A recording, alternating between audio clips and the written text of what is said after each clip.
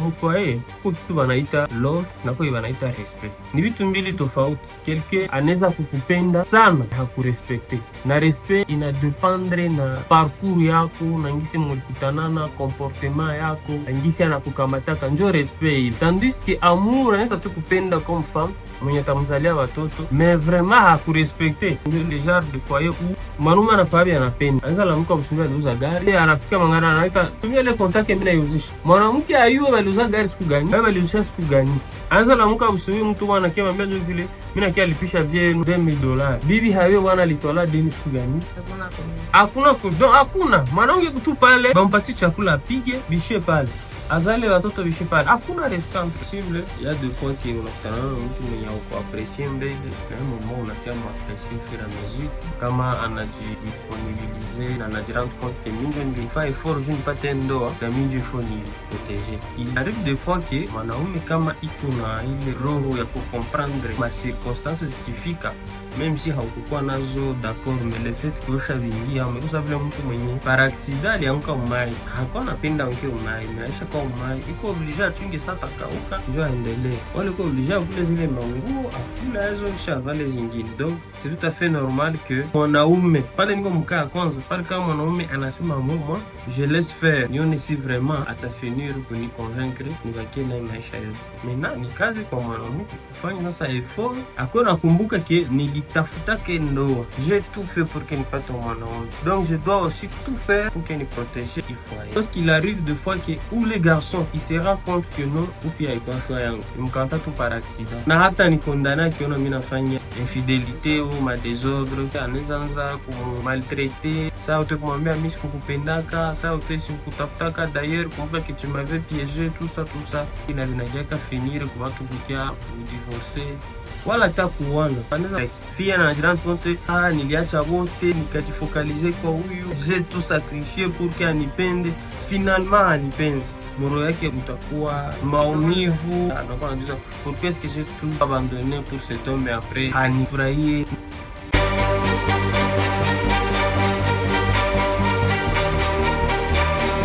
Wapendwa, tunawasalimu kwa jina la Yesu Kristo. Tunawakaribisha kwa kipindi yetu ya maongezi débat intitulé Réveil sur la vérité. Maki tutakuwa naongelea ukweli. Sisi ni couple Charles na Claudia. Tutakuwa tukiongelea masiji za kawaida zenye tunazoea ishi Bukavu. Donc tunawasi mko muna participer, kufuata, kukomenter, una like, una share. Na kama uko na masiji unaweza tutumia en privé. Hatutakuwa na reveler jina za batu. Tunaweza kuwa honorer sana kwa na ongelea jua kusaidia zengine makuple kupata mafundisho kupitia ile message. Leo tutaongea kuhusu msingi wa ndoa. Comment mashua zetu, pression ya societe, pression ya famille, influence za nje zinaweza kuwa na impact kundoa. Ziko subdivise mu masu sujet, mais leo tutaanzia ku sujet moya inayoitwa manipulation ya mwanamke kusudi ya olewe. Lengo muhimu katika hii ni kusaidia kila mmoja wetu kuelewa msingi mzuri wa kujenga ndoa yake. Papa Charles, tunaanzia kuhusu sujet ya kwanza kuhusu manipulation ya mwanamke ku garçon kusudi ya olewe. Qu'est-ce que unaweza tuambia juu ile sujet en globalité? Bon, manipulation ça veut dire une pression yenye fille anaweza tia garçon pour que amoe, même si garçon hayakuwa tayari wala alikuwa hayajiprepare mzuri. En même temps ile pression inatumaka garçon anasahabu kufanya mapriorite zake, anasahabu kujirasure kama iko pre kukamata responsabilité za mwanamke, anakuwa obligé ya satisfaire ile pression, ya satisfaire chéri wake wala copine yake, msense ya kusema mbo basi hivi ashanitia pression na mimi nampenda, anaanza piganisha mbio. La plupart inatumaka anasahabu usiku verifier bimwa bilipasha verifier kwa fiancé wake, mwisho anakia découvrir et ça amène des problèmes. Ok, tunaweza conclure donc d'une manière globale que msingi ya ndoa kwa inafanyika iko construit sur des bases zenye ziko fragile. Swali ni kwa wewe msikilizaji, quel avenir ndoa inaweza kuwa nayo tisisha kwa base ku manipulation? Tunaweza kamata exemple histoire ya dada mmoja hapa Bukavu mwenye alitia pression ku garçon alikuwa na makriteri zake za fille zenye ule fille akukua nayo. Fille alikuwa anapenda garçon à la folie, unayanye bote mapenzi à la folie rojo. Love automoto. Unajisentir uko attiré na garçon, mais garçon anaweza kuapprécier tu sa rafiki, mais hauko mkriteri zake za kukuwa bibi yake. Mpaka mwanamke inafika wakati yenye anaanza fanya manipulation. Sasa anaanza kuwa anaenda kwa bo garçon, kushinda kwa bo garçon, kufanya ma travaux domestiques, chaka influence kidogo, kufanya ile influence morale kugambo ya bukwe. Okay. Mais garçon haiko pale mpaka pale. Garçon anakuwa tuko na muinvite na namwambia clairement que mimi sikupendi au kwa mkriteri zangu. Fille anaendelea hachoki. Ana mimi nakupenda. Anaendelea tu kuwa na influencer garçon jusqu'à ce que fille anataka kujisuicider. Donc anatia mwanaume mbele ya ultimatum. Ambia si awitike kunioa. Ndajua. Nasiki. Entre temps, gisi mwili tu nakwaka muzaifu, ilifika kipindi pia alienda tante garçon na iko mimbaki. Alienda tante garçon iko mimbaki pala. Alienda tante garçon bakaanguka akabeba mimba. Sawa? Na garçon malgré tout anaitaka katakamata responsabilité ya mtoto mekuoa ule mwanamke zimuoa juu hampenzi. Mekule kunyumba kwa naendaka kubazazi. Réaction bazazi na kwa ni bazazi ya garçon. Est-ce que wali apprécier fille ou comment? Apparence ya dada inaonesha kanisa kwa bibi wa bien. Na habiko contre. Mais ile ma pression iko nafanyika entre mwanamke na mwanaume. Na fille nyuko atia garçon. Donc est-ce que bazazi wali constater que vraiment ou fille na tia garçon et tout pression? Lakini garçon tu ampendi. Est-ce que bazazi yake wali constater? Bon, qu'est-ce qu'ils ont conseillé à leur garçon? Garçon anaonesha tu amitié kwa fille. Na kwa garçon kwamba mwanamke wa mzuri huyu sumupende, sumuoe. Mais garçon anambia mimi simpendi. Garçon wake kuna kwa kama mzazi anasema fille wa bien. Sumumpende au yatonesha mwingine. Sema hivi pour que tu comprendre mzuri problème kwenye iko. Garçon anawaka c'est vrai, c'est sa décision, mais anapaswa kwa aussi na avis ya bazazi. Abana avis enyeko favorable ou défavorable. Bon, au macho yabo, la fille peut faire une bonne femme. Mais pression kwa pitikana en privé dans la chambre, ça mko naongea kwa message entre fille na garçon. Paka nafika kipindi, fille anataka kujisuicider. Bon, atuesa kama bazazi balikuwa présent kwa ile scène, mais garçon akasede. Kasema no, gisi mimi naona unanipenda sana, sipendi ukufe juu yangu, acha niko na mariage ikapitikana. Zani kile yote ni ma conséquence tu ya pression. Donc avenir gani hii ndoa inaweza kuwa nayo deja que iko basé sur atuta imache mamo ni manipulation. Donc quelle que soit intention ya fille, ni manipulation juu à tenir compte na sentiment ya mwenzake. Là, je peux dire qu'il y a deux cas. Kaa kwanza, c'est possible, il y a deux fois que unakutana na mtu mwenye uko apprécier mbele na yeye mama unakia m'apprécier au fur et à mesure kama anajidisponibiliser na anajirendre compte que minjo nilifanya effort je nipate ndoa na minjo ifo ni protéger. Il arrive des fois que mwanaume kama iko na ile roho ya kucomprendre ma circonstances zikifika même si haukukuwa nazo d'accord, mais le fait que ushavingia umekosa vile mtu mwenye par accident alianguka umai hakuwa napenda onke umai maisha kwa umai iko obligé achunge sata kauka ndio aendelee, wale ko obligé avule zile manguo afula hizo kisha avale zingine. Donc c'est tout à fait normal que mwanaume pale niko mkaa kwanza pale kama mwanaume anasema moi je laisse faire nione si vraiment atafinir kuni convaincre nibakie na maisha yote. Maintenant ni kazi kwa mwanamke kufanya sasa effort akona nakumbuka ke nilitafuta ke ndoa, j'ai tout fait pour que nipate mwanaume, donc je dois aussi tout faire pour que ni protéger ifoyer. Parce que Biblia nasema kama mwanamke mzuri ulinda nyumba wake. Haikusema mwanaume ni juli jua ke mwanamke iko na pouvoir ya mingi sana ku durabilité ya foyer. Ça c'est un. Maintenant cas pili, lorsqu'il arrive de fois que ou les garçons il se rend compte que non ou fia iko choix yangu imkanta tu par accident na hata ni condamné kiona mimi nafanya infidélité ou ma désordre anaweza kumaltraiter ça uto kumwambia mimi sikukupendaka ça uto sikutafutaka d'ailleurs kumbuka que tu m'avais piégé tout ça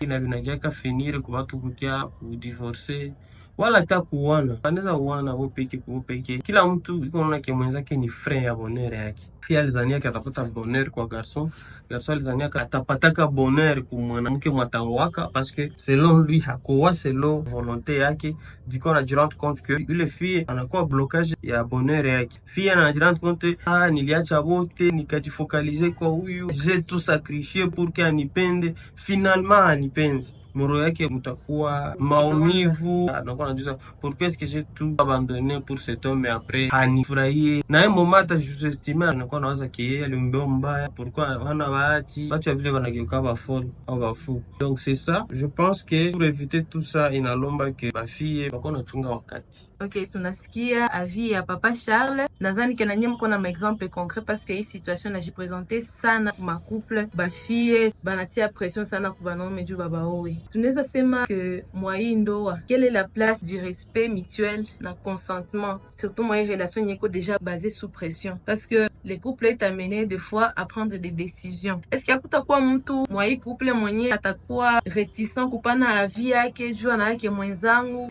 yeye anajimpozaka kama sifanye vile anataka atareagire hivi mbaya? Déjà que l'équilibre haikuwa au début, l'équilibre haisi kuwa pendant.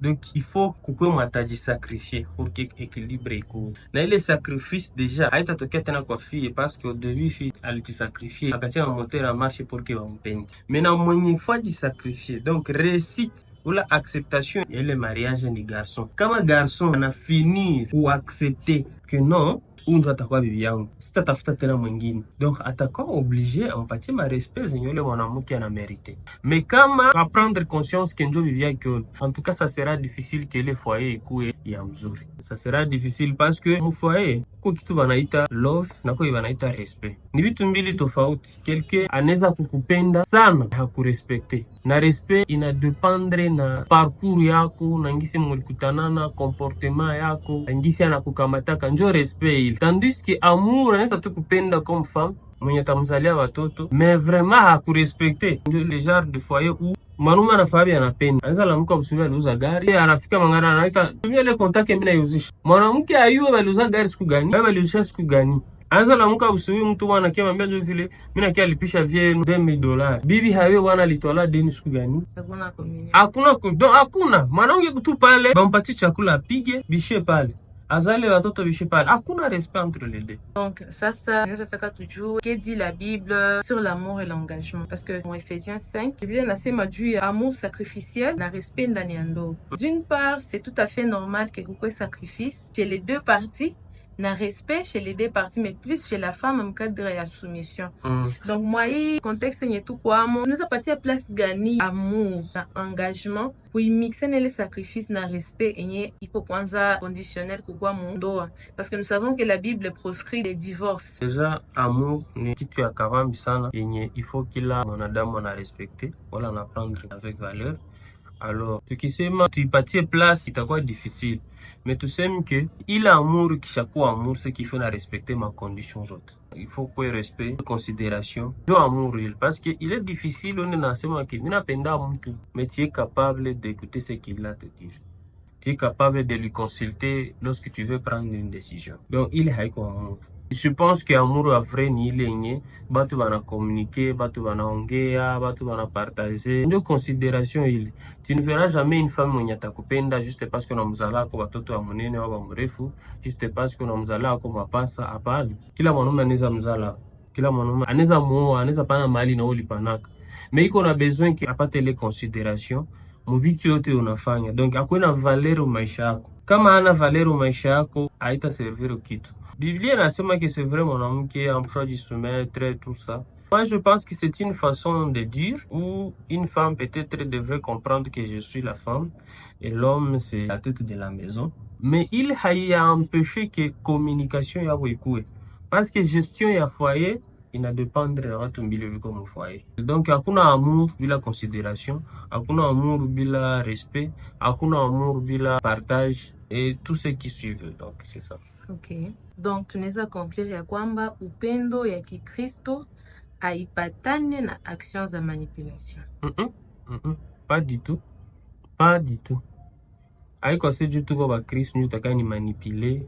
Na kwa ngine manipulation zingine peut-être tutaziongela msije zingine za kumachumba maombi. Alinda kuchumba maombi anakesema no, tu vois.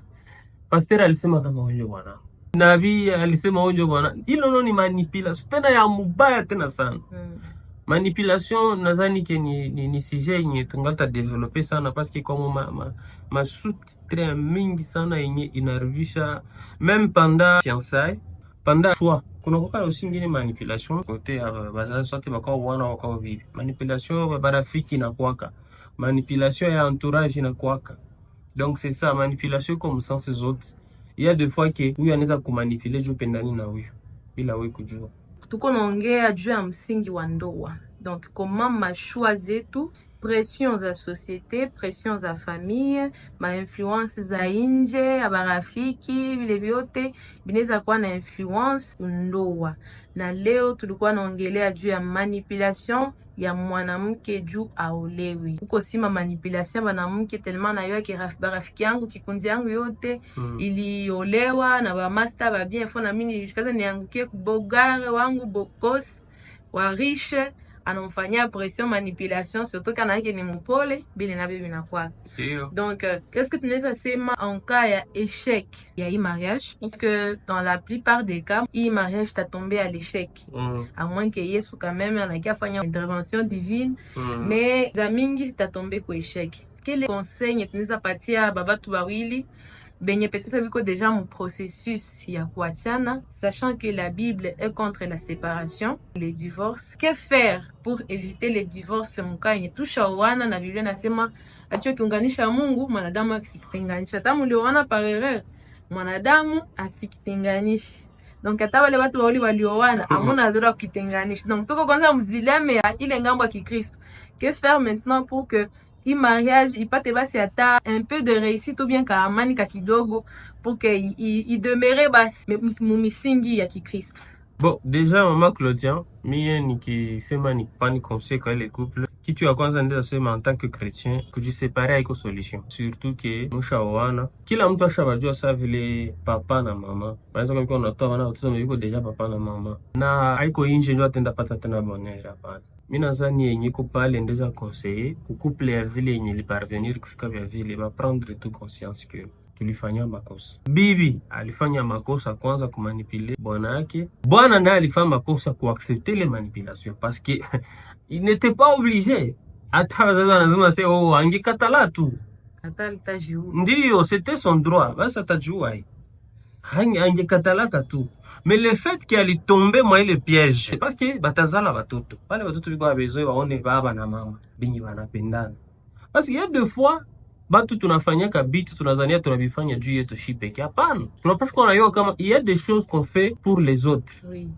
Tunabifanyaka juu ya batoto betulizala, juu ya batu biko atobserver, juu ya batu benye biko pembeni yetu, bengine batasema namna gani. Mtoto anakuwa na lazima zalwe mfoyer yenye anajiretrouver mbele ya babake, mbele ya mamake, anaweza mlomba conseil, anaweza mkamata comme modèle. Nyie mulifanyaka erreur zenu kule mbele. Sasa vous regarde. Batoto bemulizala leo abana besoin kujua vile vyote. Donc il faut assumer ses responsabilités. Assumer vos responsabilités. Juu ça ne sert à rien que leo hii wanzo onesha batoto wako, oh mama unu alinikoroga kale. C'est sûr que utabadanganya, utabambia vérité niseli kwaka. Juu banarisia kuposer question pourquoi litika bia hivi. Alors, moi, ce que je peux conseiller pour le bien de la famille. Bapatani tu. Bafrea, de toute façon, hakuna spécial moto na tena. Ya maana ni kuprendre tu conscience que tulifanyaka makosa. Na kwa mwanamke na kwa mwanaume tulifanya makosa. Bangalingi si baneza kuishi pamoja.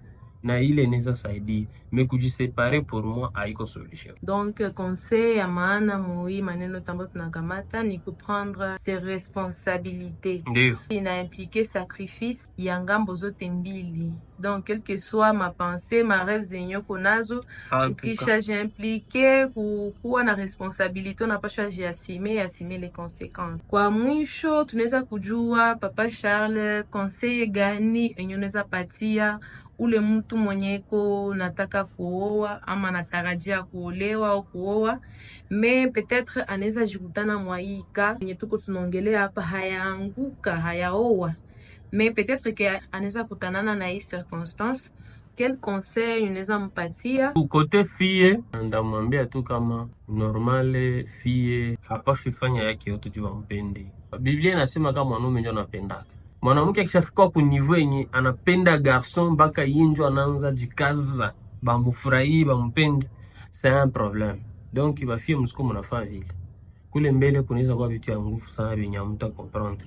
Et la plupart ya ile maka garçon ba vile bana ba profita kanyi ba fille na bana baacha. Alors il faut jamais faire ça.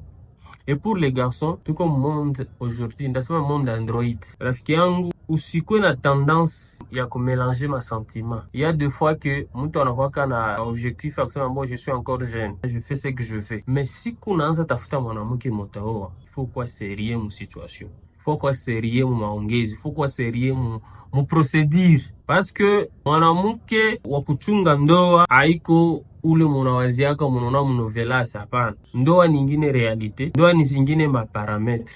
Ndio maana haife kukuwa influence parce que alikia kwenu busubuhi anakuleteaka hivi, hapana.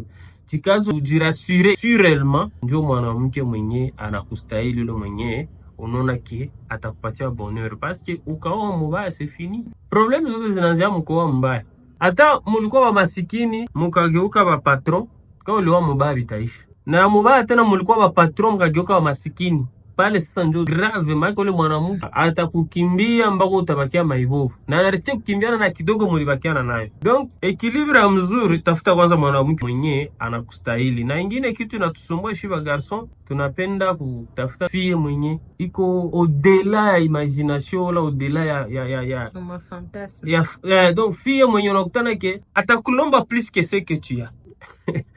Ndio probleme ile. Ba garçon nao wanapenda fille wa mseri. Ba fille nao wanapenda garçon mwenye zero ambition, zero projet, zero objectif. Fils ya papa héritier. Hapendi garçon mwenye iko ajidemene, garçon mwenye anajua tafuta, garçon mwenye anaweza mwambia kweli.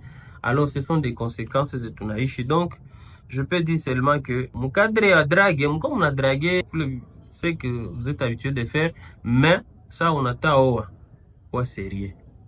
Kwa sérieux, unatia vile vingine pembeni. Na wewe unapenda uolewe, ushapa tayari kuolewa, kuwa serieuse.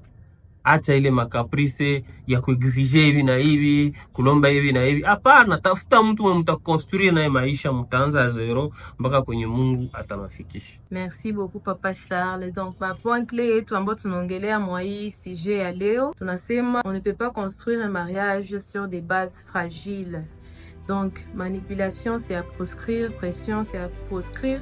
Tu n'as pas choisi place, il y a respect, il y a amour sacrificiel, na engagement mundoa. Na Biblia inatuambia amour na sacrifice inapasha tembea pamoja.